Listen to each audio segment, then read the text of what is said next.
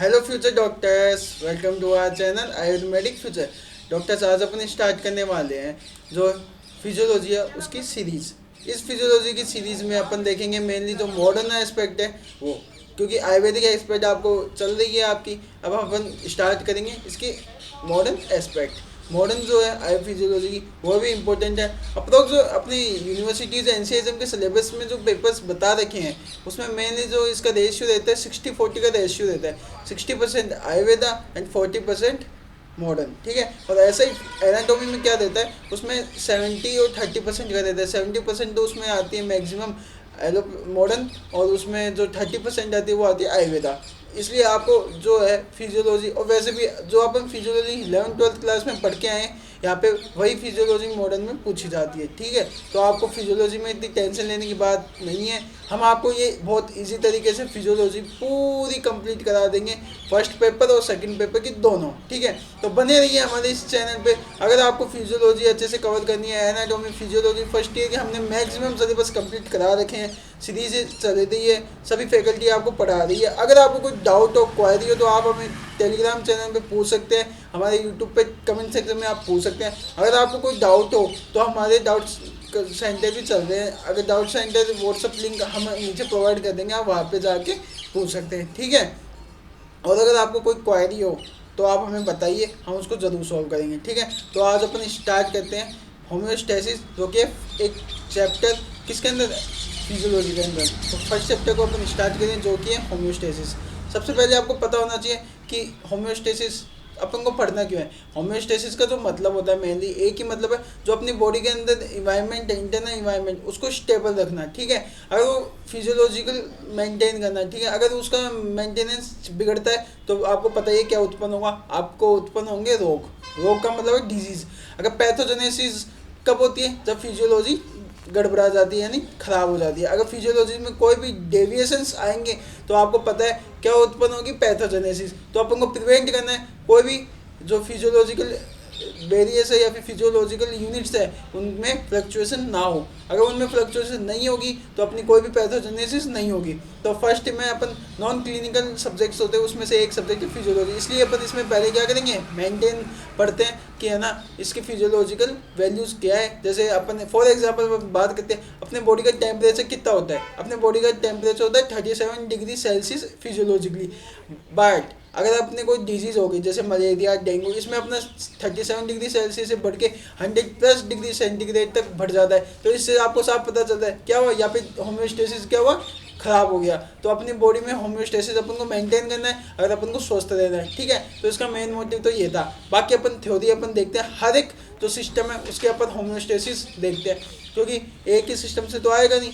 Examiner अपन से पूरा पूछेगा तो अपन को हर एक सिस्टम के बारे में थोड़ा थोड़ा बताना कि कहाँ पे कैसे होम्योस्टेसिस मेंटेन होता है, ठीक है। आपको होम्योस्टेसिस का मतलब समझ में आ गया होगा। एक सिंपल सा मतलब है होम्योस्टेसिस। होम्यो का मतलब है जो कांस्टेंट इक्विलिब्रियम, जो बॉडी का वैल्यू है। जैसे ब्लड की वॉल्यूम कितनी होती है, 4.5 यूनिट से 5 क्या होता है ब्लड, तो अपन को 4.5 से 5 अगर उससे बढ़ गया या उससे कम हो गया तो अपनी क्या हो गई, होम्योस्टेसिस खराब हो गई, ठीक है।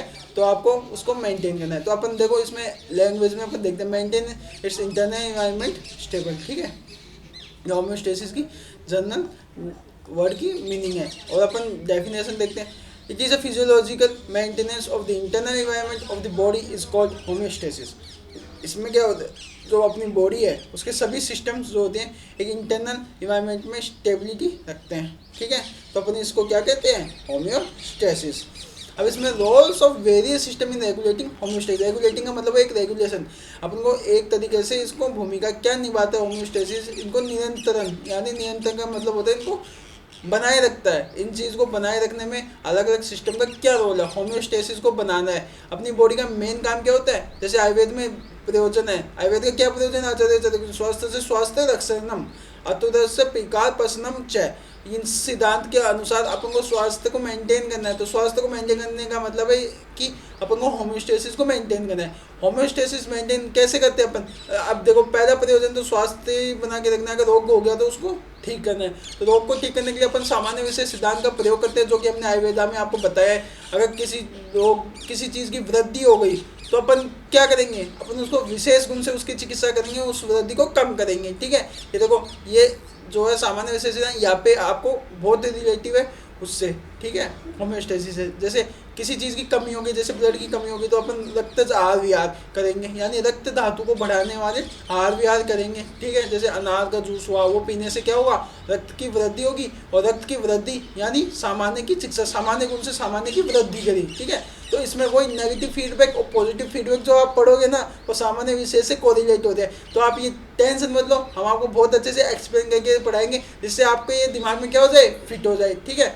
तो अपन सबसे पहले अब देखो ऑर्गन्स के अकॉर्डिंग, अपन सिस्टम्स के अकॉर्डिंग देखते हैं कि इसमें कैसे हैं। तो सबसे पहले रेस्पिरेटरी सिस्टम जो है होम्योस्टेसिस में क्या रोल प्ले करता है, ये क्या है कि एक तो पीएच को रेगुलेशन करेगा। अगर अच्छे से ऑक्सीजन कार्बन डाइऑक्साइड का एक्सचेंज होगा तो ऑब्वियसली अपना जो पीएच है एसिडिक पीएच ना होगा, क्योंकि कार्बन डाइऑक्साइड क्या बनाता है, एसिडिक पीएच, और ऑक्सीजन जो है अगर कार्बन डाइऑक्साइड बाहर निकलेगा तभी तो अपना पीएच मेंटेन होगा ब्लड का। ठीक है, तो और ऑक्सीजन और कार्बन डाइऑक्साइड का रिमूवल मेटाबॉलिज्म जो है वेस्ट प्रोडक्ट का, ये भी कांस्टेंट होना चाहिए, अदरवाइज टॉक्सिसिटी बन जाती है ना, जिसको अपन आगे जाके पढ़ेंगे, एसिडोसिस और बेसिडोसिस, उसमें भी ये कारण प्ले रोल करता है। ठीक है, तो रेस्पिरेशन में दो चीज़ रेगुलेट करता है, एक तो पीएच और एक कार्बन डाइऑक्साइड ऑक्सीजन लेवल। ठीक है, उसके बाद में अपन बात करते हैं डाइजेस्टिव सिस्टम। डाइजेस्टिव जो सिस्टम है उसके अंदर जो होता है कि ये होम्योस्टेसिस क्या प्ले रोल करता है, इसमें क्या है कि जो न्यूट्रिएंट्स है, जो कार्बोहाइड्रेट, फैट, अमाइनो एसिड और आयंस, विटामिन, वाटर, ये माइक्रो मैक्रोन्यूट्रिएंट होते हैं ना, ये अगर एब्जॉर्ब करने हैं इनटू द ब्लड और सप्लाई टू द सेल, इनको क्वांटिटी में एब्जॉर्ब करना कि इतना यूनिट, इतने कैलोरी अपन को कार्बोहाइड्रेट चाहिए, इतना फैट चाहिए, इतना अमाइनो एसिड, जो बिल्डिंग ब्लॉक है ना अपने बनाना है बॉडी, तो उसमें कितना कितना चाहिए वो उतना एब्जॉर्ब करना, लिमिटेड, ज़्यादा भी नहीं करना, कम भी नहीं करना, जो अपनी नीड है उतने बराबर करना, वही होम्योस्टेसिस डाइजेस्टिव सिस्टम में एब्जॉर्प्शन का काम करता है। ठीक है, उसके बाद में अपन बात करते हैं एंडोक्राइन सिस्टम, कि कितने हार्मोन का कितने लेवल तक सिक्रीशन होगा, अगर ज़्यादा सिक्रीशन होगा तो कम करना है, अगर कम हो गया तो ज़्यादा करना है। जैसे नेगेटिव और पॉजिटिव फीडबैक चलते हैं ना, वो इसको मेंटेन करते हैं कि इक्विलिब्रियम पे, क्योंकि इक्विलिब्रियम हर चीज़ का इंपॉर्टेंट है। अगर इक्विलिब्रियम खराब हुआ तो उससे अपने क्या होगी, पैथोजेनेसिस क्रिएट होती है, और पैथोजेनेसिस में मेनली यही होता है, होम्योस्टेसिस पूरा खराब हो जाता है। ठीक है, जैसे एंडोक्राइन सिस्टम में क्या कहते हैं अपन, देखो secrete the internal secretion of hormone, जो डायरेक्ट बिना टच से सिक्रीट होता है। ठीक है, तो इसमें जैसे इंसुलिन जो पैंक्रियास सिक्रीट करता है, वो ग्लूकोज का मेटाबॉलिज्म में काम आता है, तो अपन को इसको मेंटेन करना है। अगर ज़्यादा हो गया तो ग्लूकोज लेवल कम हो जाएगा, अगर कम सिक्रीट हुआ तो ग्लूकोज लेवल बढ़ जाएगा, तो अपन को इसका ध्यान रखना है कि ये लिमिटेड सिक्रीट होता रहे। ठीक है, उसके बाद में ACTH, जो ACTH है एडिनो कोर्टिकोटोपिक हार्मोन, इसका भी सोडियम पोटेशियम आयन को प्रोटीन मेटाबॉलिज्म में काम आता है, तो इसको भी कंट्रोल करना है, वरना मेटाबॉलिज्म खराब हो जाएगा। ठीक है, उसके बाद में PTH, तो पैराथायरॉइड हार्मोन है, वो क्या सिक्रीट करेगा, कैल्सिटोनिन, जो कि क्या होता है आयरन हार्मोन, जो हार्मोन होता है ना कैल्सिटोनिन, वो हार्मोन कंट्रोल किया करता है कैल्शियम मेटाबॉलिज्म की, कितना ब्लड कैल्शियम लेवल रखना है, कम हो ज़्यादा हो जाएगा तो अपने डिजीज कोज हो जाते हैं। ठीक है, तो ये भी होम्योस्टेसिस में इंपॉर्टेंट प्ले रोल। ऐसे ही अदर हार्मोन है, जो थायराइड हार्मोन है, BMR को, अगर ज़्यादा थायराइड हार्मोन सिक्रीट हो गया ना, तो अपनी बॉडी जो है पतली हो जाती है, लीन हो जाती है, क्रस्ता आ जाती है, आयुर्वेद में अपन उसको क्रस्ता कहते हैं, तो इस हार्मोन का भी लिमिटेड सिक्रीशन होना चाहिए। ठीक है, उसके बाद में अपन फोर्थ जो सिस्टम है वो है मस्क्यूलर सिस्टम या फिर स्किन में रोल प्ले करती है टेम्परेचर रेगुलेशन। अगर अपनी बॉडी का टेम्परेचर बढ़ता है तो अपनी स्वेट ग्लैंड एक्टिवेट होती है, और स्वेट सिक्रीट करके क्या करती है, टेम्परेचर को डाउन करती है। अगर अपनी टेम्परेचर डाउन हो गया, जैसे विंटर्स में अगर टेम्परेचर डाउन है, तो उसको बढ़ाने के लिए बॉडी क्या करती है, जो अपने रोमकूप है, जो कि हेयर्स है, गूज बम जो वो होते हैं, वो क्लोज हो जाते हैं, पोज होते हैं, क्लोज होते हैं, जिससे क्या हीट का ट्रांसमिट नहीं होता, तो एक आइसोलेटिंग कवरिंग भी करती है। तो आप देखो दोनों काम कर रही है, टेम्परेचर को बढ़ा भी रही है स्किन, और टेम्परेचर को घटा भी रही है। ठीक है, तो ये भी जो अपना है होम्योस्टेसिस को मेंटेन करता है। ठीक है, आपको समझ में आ रहा है। ठीक है, उसके बाद में अपन सेकंड पॉइंट क्या है, motility of the protection against adverse surrounding. जो अपनी बॉडी है ना, स्किन किससे प्रिवेंट करती है, मसल्स, अपने बाहर के जो पैथोजेंस होते हैं उनको प्रिवेंट करती है बॉडी के अंदर एंटर होने में। ठीक है, उसके बाद में अपन बात करते हैं स्केलेटल सिस्टम। स्केलेटल सिस्टम क्या है, एक बॉडी का फ्रेमवर्क बनाता है जो सराउंड करता है प्रोटेक्ट द वाइटल ऑर्गन। अगर यही नहीं हुआ तो होम्योस्टेसिस वैसे ही खराब हो जाएगी, तो इसको भी हर जगह इंपॉर्टेंट रोल है। उसके बाद में SKT सिस्टम, जिसमें किडनी आ गया, किडनी का मेन टॉक्सिन्स को रिलीज़ करना है, हार्मोन्स भी कुछ रिलीज़ करता है।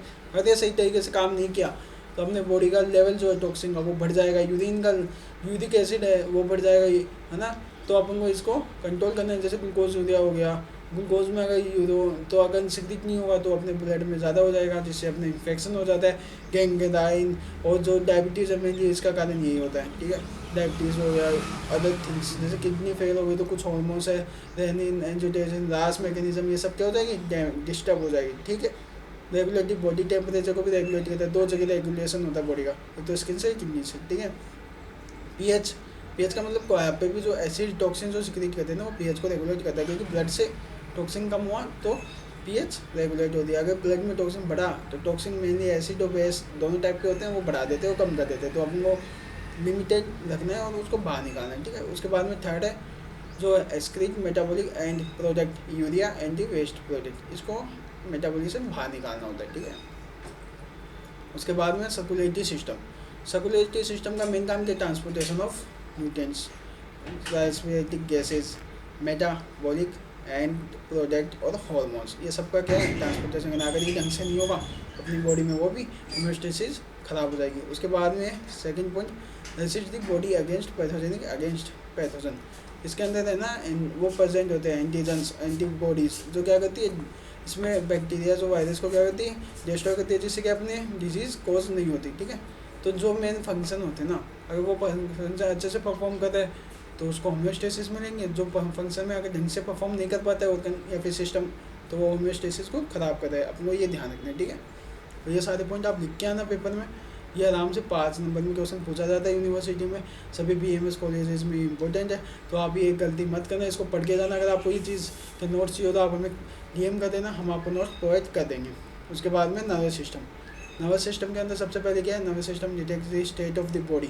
सेंट्रल नर्वस सिस्टम होता है ना, उसमें सेंसरी इंफॉर्मेशन होती है, इनिशिएट होती है अप्रोप्रिएट रिस्पॉन्सेज के साथ, चेंज करती है मस्कुलर कॉन्ट्रैक्शन और ग्लैंडुलर सिक्रीशन, वॉलंटरी मूवमेंट, इन सब चीज़ों को क्या करती है, कंट्रोल करती है। किसके थ्रू, हार्मोन्स के थ्रू। जैसे GH हो गया, ग्रोथ हार्मोन, कि कितनी मसल ग्रोथ होगी, TSH हो गया, ACTH हो गया, FSH हो गया, ये सारे के सारे नर्वस सिस्टम से कोरिलेट होते हैं। प्रोडक्टिंग ADH, ऑक्सीटोसिन, पिट्यूटरी ग्लैंड की तो हार्मोन है सर, रिलीज करते हैं ब्लड को, कितना एब्जॉर्ब करना है बॉडी के अंदर, कितना ब्लड वाटर जो है बाहर निकालना है, ठीक है।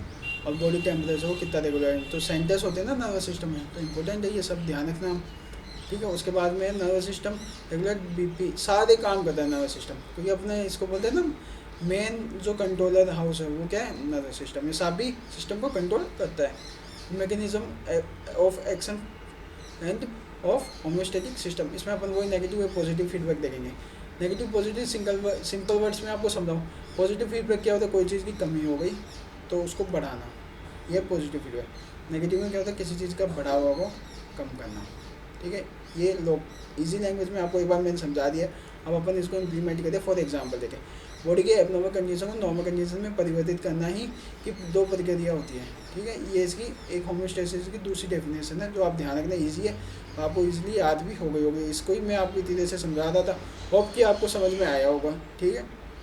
फिर उसके बाद में पॉजिटिव फीडबैक ऑफ मैकेनिज्म, इसमें सबसे पहले एक एग्जांपल देखते हैं। कोई इंजरी हुई, ठीक है, इसमें क्या होगा, सबसे ज़्यादा होगा ब्लड लॉस। आघात होने से एक्सटर्नल आगंतुक है, तो इसमें क्या होगा, खूब सारे अपने ब्लड लॉस होगा। ब्लड लॉस हुआ तो अपनी बॉडी क्या होगी, ब्लीडिंग होगी। एक्सेसिव ब्लीडिंग के कारण एक चीज़ सिक्रीट होती है जिसको बोलते हैं, अपने बताया ना क्लोटिंग फैक्टर्स, उसमें प्रोथ्रोम्बिन एक्टिवेट होता है। प्रोथ्रोम्बिन को थ्रोम्बिन में कन्वर्ट कर देते हैं, और कन्वर्जन ऑफ फाइब्रिनोजन और फाइब्रिन क्या होता है, प्लेटलेट्स के साथ बाइंड करके एक क्लॉट बनाते हैं, जिसको अपन ब्लीडिंग को रोक देता है। ये क्या फीडबैक है, ये मैकेनिज्म, ये क्लोटिंग मैकेनिज्म जो है, ये पॉजिटिव फीडबैक का एक एग्जांपल है। ये आप ध्यान रखना, आप इसको क्लोटिंग भी कोई एक्सप्लेन करना है इसमें आपको पॉजिटिव फीडबैक को, वो आप दिखाना। उसके बाद में अपन बात करते हैं नेगेटिव फीडबैक। नेगेटिव फीडबैक में क्या है, जैसे रिवर्स परिविपरीत है ना, जैसे TSH का सिक्रीशन क्या हुआ, बढ़ गया, ठीक है। TSH नेगेटिव में देखो, कोई चीज़ बढ़ी, अब उसको अपन को क्या करना था, थायरोसिन हार्मोन बढ़ गया, T3T4, उससे क्या TSH जो हो रहा है, फिर अपन जो स्टिमुलेटिंग जो है ना उसको कम करेंगे, ठीक है। पहले स्टिमुलेटिंग बढ़ा, फिर TH की खूब हो रही है, वैसी मुझे आ रही है, तो ब्रेन क्या बोलेगा, अरे भाई देखो खूब सारा TSH इसलिए रिलीज हो रहा है ब्लड में। अब जो थायराइड ग्लैंड है वो जाके ऊपर ग्लैंड्स को, पिट्यूटरी ग्लैंड को, एंटीरियर को कहेगी, एंटीरियर पिट्यूटरी ग्लैंड को कहेगी कि भाई अब रुक जा, ब्लड में खूब सारा हार्मोन आ रखा है, जिसके कारण बॉडी के स्टेबल नहीं है, इसके अंदर है ना TSH बढ़ रहा है। फिर ब्रेन क्या करेगा, एंटी पिट्यूटरी को स्टिमुलेट करेगा। भाई रुक जा, क्योंकि अब ज़्यादा हो गया है, ठीक है। तो वो क्या करेगा, थायराइड स्टिमुलेटिंग हार्मोन को क्या करेगा, सिक्रीन ब्लॉक कर देगा, उसको रिलीज होने से रोक देगा। वो रुकने से इसके सिक्रीशन कम होंगे और ये नॉर्मल हो जाएगा, ठीक है। आई होप कि आपको समझ में आएगा। अगर आपको समझ में आए तो do like share and subscribe to our channel, अपने दोस्तों के साथ शेयर कीजिए, जिससे ये जो है उनको भी हेल्पफुल हो, ठीक है। तो मिलते हैं आपको अगले लेक्चर में, तब तक के लिए best of luck for your exam and thank you so much for watching our channel.